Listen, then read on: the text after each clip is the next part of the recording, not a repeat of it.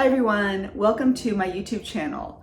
This week I'm having a great time working on abstract paintings, and I've started a sketchbook dedicated to some abstract studies. So I will be showing you how I am inspired to create thumbnails as well as small studies with acrylic gouache paints. Then I will take it to the next step, which is to develop it into a large painting. And this is the painting that I've created. And I'm going to show you step by step the process so that maybe you can create your own. And I hope that you do. It is such a fulfilling process. And I will share some of my thoughts about abstract painting along the way, giving you some tips on inspiration as well. So sit back, relax, and enjoy the video. Thank you so much for watching. I selected this watercolor sketchbook, 140-pound weight paper, because it's perfect for using water with my paint. It can handle a lot of water. And I like the thick pages. I like that I won't get a lot of warping because of the thickness of the paper. Also, if I want to use mixed media techniques, I can easily add my collage pieces of fabric and paper without any problem. The only thing with this particular notebook is that the cover is a little flimsy. I loved the size of it, but I couldn't find a sketchbook in this size with a sturdier cover. So I'm going to go ahead and sturdy it up a little bit by uniting the cover with the very first page, and I'm going to create just a little cover for it, and it'll help protect the corners of the cover of the book. So here's what we're going to do. I'm using a double-sided fusible webbing called Synesthesia 2, and you find this at fabric stores. You can buy it by the yard or by the roll. It's a lot more affordable by the roll, but it's still a pretty affordable product. I like it because I receive immediate gratification. I can easily use my iron to cover, this book with fabric, and I don't need to wait and use any kind of glue and have it be in any way messy. So I just love it, and I love the look. So I'm just cutting a piece of Synesthesia that's a little bit bigger than the book itself, and now I'm just straightening my edges. I have two sides that are already really straight from the roll, and now I'm just making sure that my other two sides are also really straight.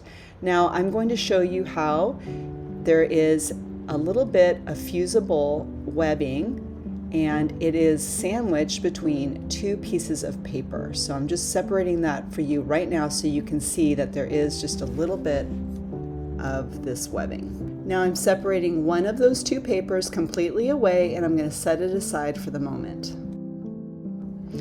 Next, I'm just going to remove the big wrinkles from my fabric with my iron, and I'm going to put my fusible web side down facing the back of the fabric onto the fabric. Next, I'm going to use an iron on a cotton setting, and I'm ironing directly on that second piece of paper. Remember, the fusible is still sandwiched between the fabric and this piece of paper. You never want to iron directly on the fusible, or it will stick to your iron and it's really hard to come off. Next, you're going to cut all the way around your paper, and I like to catch just a little bit of the paper so that I get a nice clean edge. Next, I'm just going to peel away the paper from my fabric, and what is left is a piece of fabric that has fusible web adhered to it, and it's like a giant sticker. It's pretty cool, and all you have to do is iron it on to your sketchbook.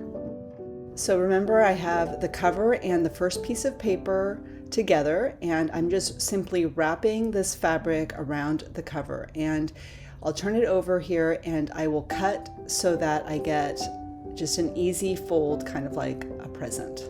I'm going to just cut the very edge, just leaving a little bit of fabric just to fold it over, and that way I get a nice clean edge, and then I put the last fold in place, and now I'm just ironing it down. I have this flannel fabric here because my iron is used for crafts, and so I don't want to get any kind of residue on my fabric. And I'm just going to, again, press it really, really well on both sides, and now it's completely fused. And at the end of this video, I'll show you how I add some final details.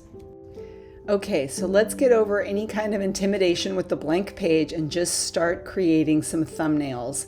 And this is just an easy way to get some ideas down. It doesn't have to be the painting that you're committing to. You're just taking ideas from life, from inspiration, and I will give you some ideas here so that you too can just notice. And it could be simply going on a walk. It could be seeing the shapes that you see between tree branches. It can be just the jaggedness of branches as they intersect.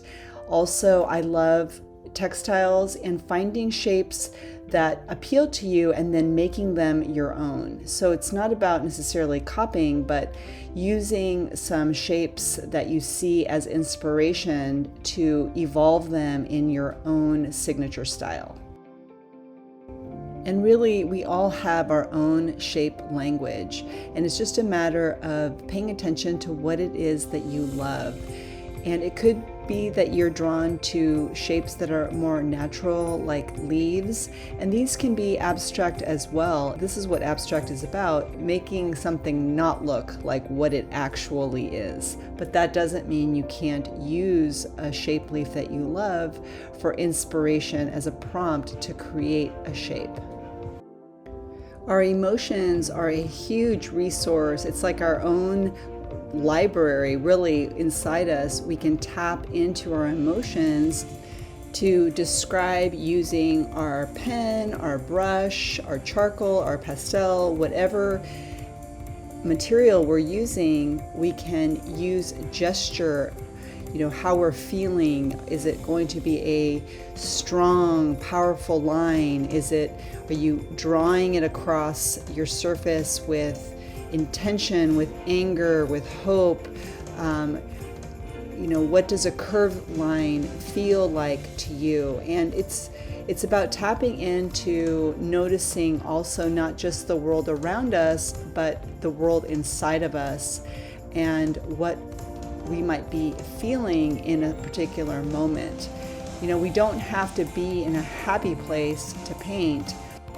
We can use the canvas as a doorway to enter into the emotional space that we're occupying in any given moment and see what happens when you give yourself the opportunity. I think you'll find you have this amazing, rich, and deep and very wide resource of shapes and colors and expression that wants to come forth.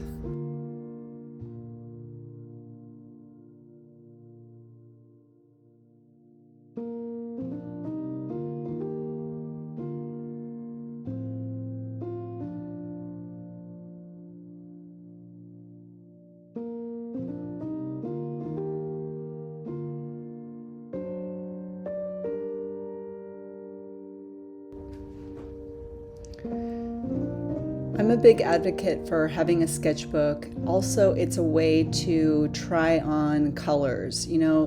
This particular color is brand new for me, the one I'm using right now, and all of these are acrylic gouache paints, which are my absolute obsession right now. They come in such gorgeous colors straight out of the tube, which is why I love them. And these are by Holbein, and you'll see the details in the description. But this one was a little bit different for me, and so here you can see that I'm blending it with a little bit of that lime green, and it's lightening up, and I just love the depth of it. It just feels very rich to me, very earthen, and so I love it with these more contemporary, brighter colors. I just love this combination. So the sketchbook is also a place, obviously, for these small studies for my larger paintings, and it's also just a way to familiarize myself with different paints and the way they blend together. So these three are the ash rose, that's the darker earthen color, and then we have pale lime and also pale lilac. And you can see here that I'm blending, different combinations of the three of them. And it's not only a way to derive more colors and more variations, but it's also a way to practice strengthening your composition through value. So when we talk about value, we're talking about contrast. And so it's a way to practice also getting comfortable lightening and darkening combinations of colors. And this way you just have so many more colors to play with.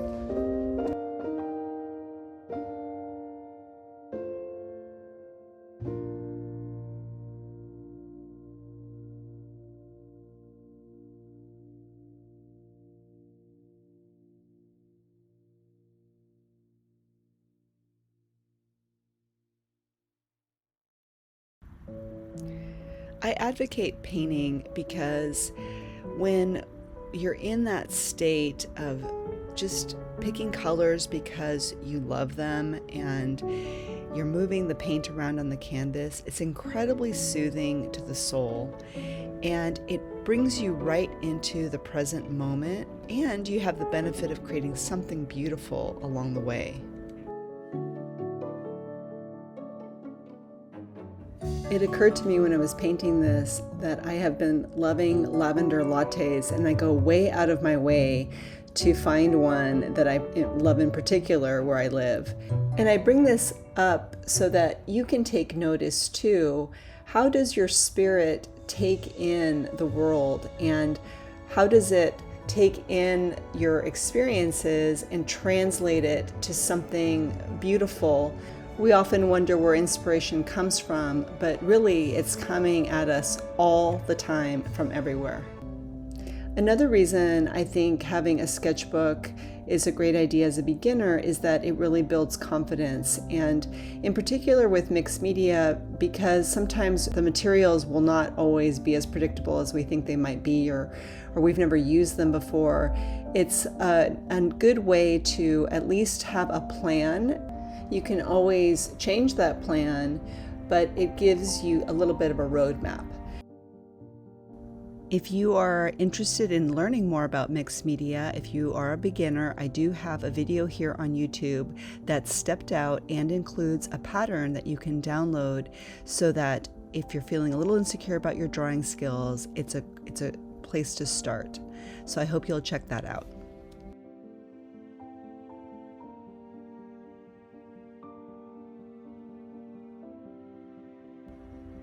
Just like with acrylic paints, you can blend acrylic inks to create your own color.